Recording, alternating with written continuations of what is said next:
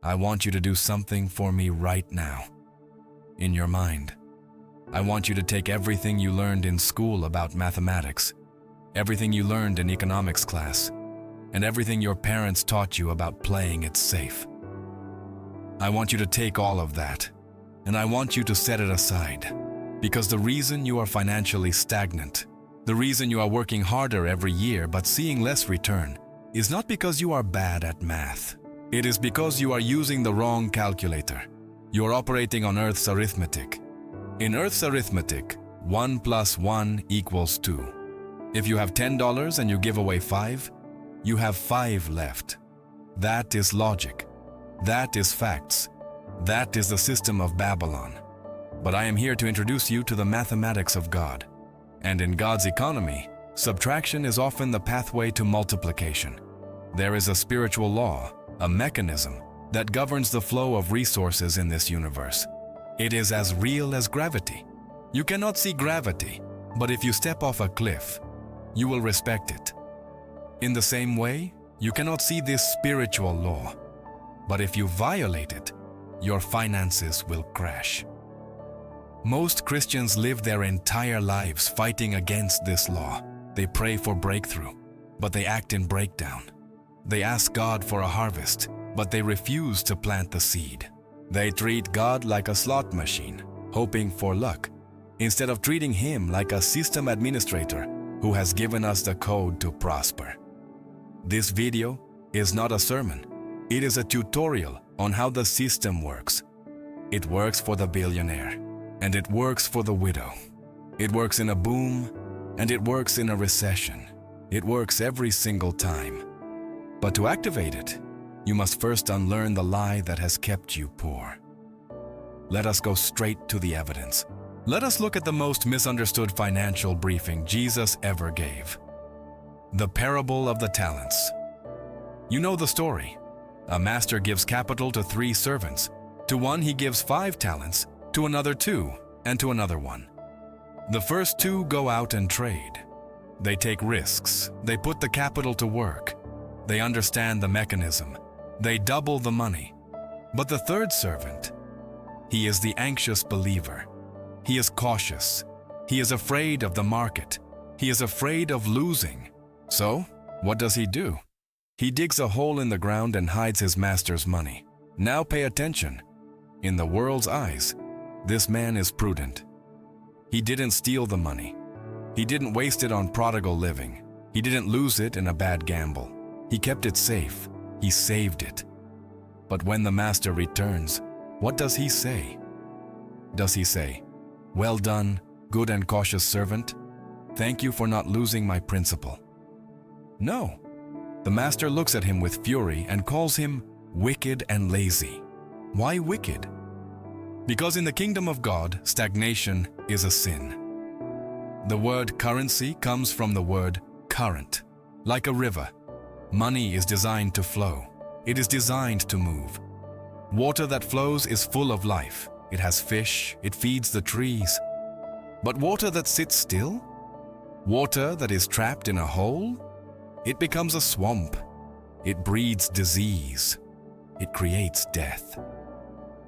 Many of you are suffering from swamp finances, and you are holding on so tight to what you have out of fear of the future that you are strangling the life out of your own provision. You think you are saving, but God says you are suffocating. This is the Babylon error. Babylon teaches you to build walls around your assets. Babylon says hoard because you never know when the famine is coming. But the kingdom says sow, because that is the only way to override the famine. The servant with the 1 talent thought he was protecting his future, but by trying to protect it without God's mechanism, he lost everything. The master took the 1 talent away and gave it to the man who had 10. This sounds harsh. It sounds unfair. Why give to the rich guy? Because God does not reward need. He rewards stewardship. And stewardship is not about keeping things safe. It is about keeping things moving.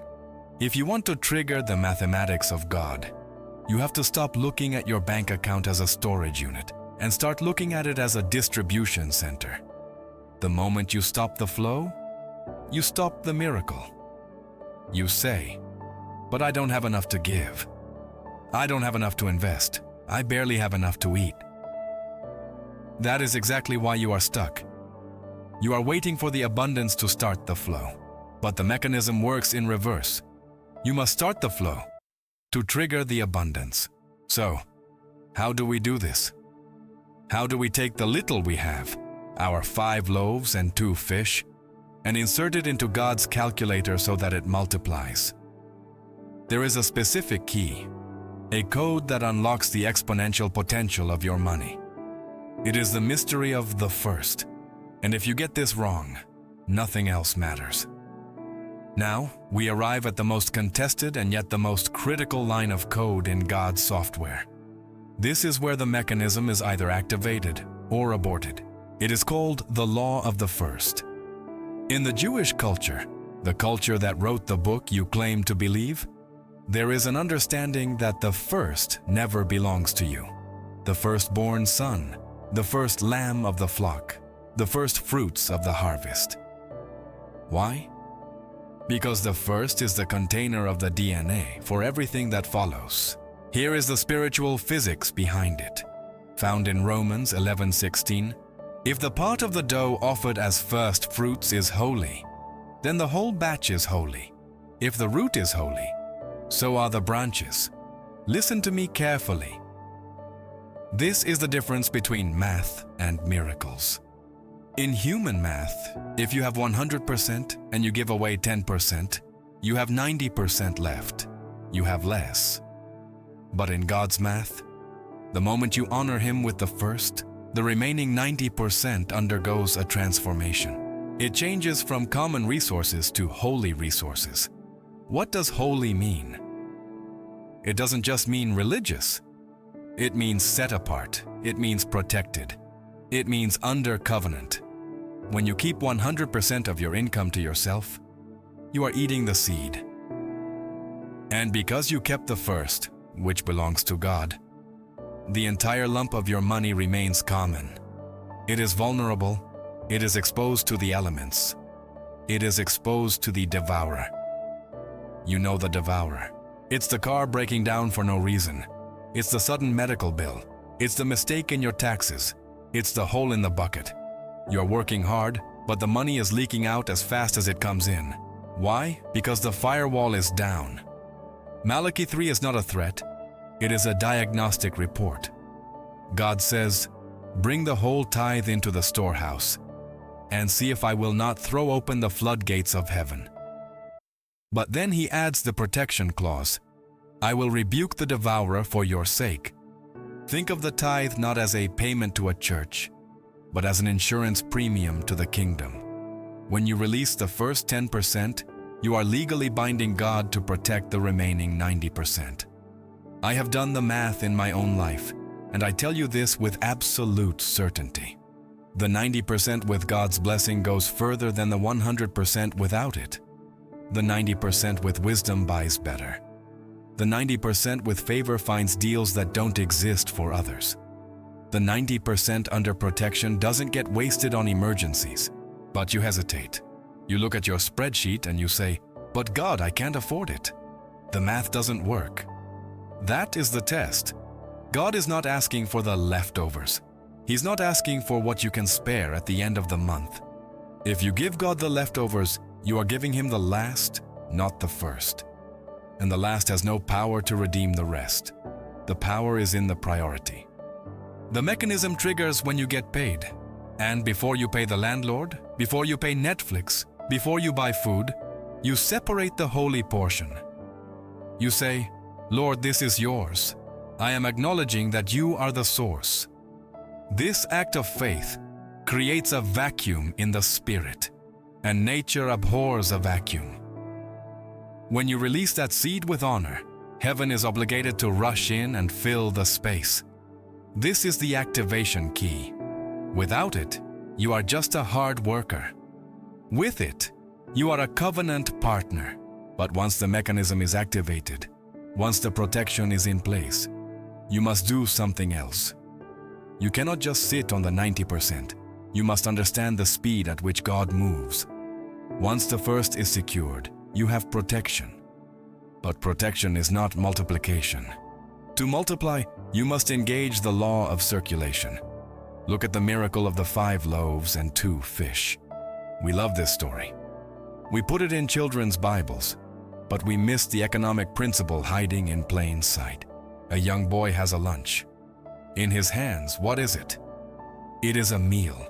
It is enough to keep one person alive for one afternoon. It represents survival. If the boy eats it, he is full for a few hours, and then he is hungry again. That is the cycle of the wage earner. You eat what you earn, and then you have to earn again. But the boy takes that resource and hands it to Jesus. Now watch the hands of the master. What does he do? He blesses it. But did the multiplication happen when he blessed it? No. The baskets were still not full. The miracle happened when he broke it and gave it to the disciples to distribute. The multiplication happened in the transfer. It happened in the motion. As long as the bread stayed whole, it was limited. When the bread was broken and circulated, it became infinite. This is the scary part for the anxious believer. You want to see the harvest before you sow the seed. You want to see the bank account full before you write the check to help the poor. But God's math is triggered by the breaking. Generosity is not something you do when you are rich. Generosity is the mechanism that makes you rich. Solomon, the wealthiest man in history, wrote in Proverbs 11:24, "There is one who scatters, yet increases more, and there is one who withholds more than is right, but it leads to poverty." Read that again. Withholding leads to poverty. Logic says withholding leads to savings. God says withholding stops the flow. If you are facing a financial drought, the worst thing you can do is close your hand. If you want to get water out of a pump, you have to pour water in to prime it. You have to circulate wealth to generate wealth. Finally, we must talk about the environment in which you plant. Right now, the economic forecast is dark. Interest rates, inflation, uncertainty. The experts are shouting, "Hold on, don't move, survive." But the strategist of faith knows that the best time to activate the mechanism is during a famine. Look at Isaac in Genesis 26. There was a famine in the land. Everyone was running to Egypt. Egypt represents the world's system of reliance. But God told Isaac, "Stay in this land. Stay in the place of difficulty." And verse 12 says, "Then Isaac sowed in that land, and reaped in the same year 100-fold. And the Lord blessed him." Think about the madness of this. The ground is dry. There is no rain. Logic says, if I throw this seed into the dirt, it will die. I should eat this seed. At least I will live another day. But Isaac understood the code. He knew that seed in the barn is just potential, but seed in the ground is a promise. He sowed in the famine. He invested when everyone else was divesting. And because he operated by the spiritual law and not by the weather report, he received 100-fold return. That is not addition. That is exponential multiplication. That is God's math. The return didn't just bring money, it brought influence. The very next verses say the Philistines envied him because he became very prosperous. When you operate this mechanism, the world will not understand you. They will call you lucky. They will be jealous. But they won't see the seeds you planted in the dark. We have decoded the mechanism.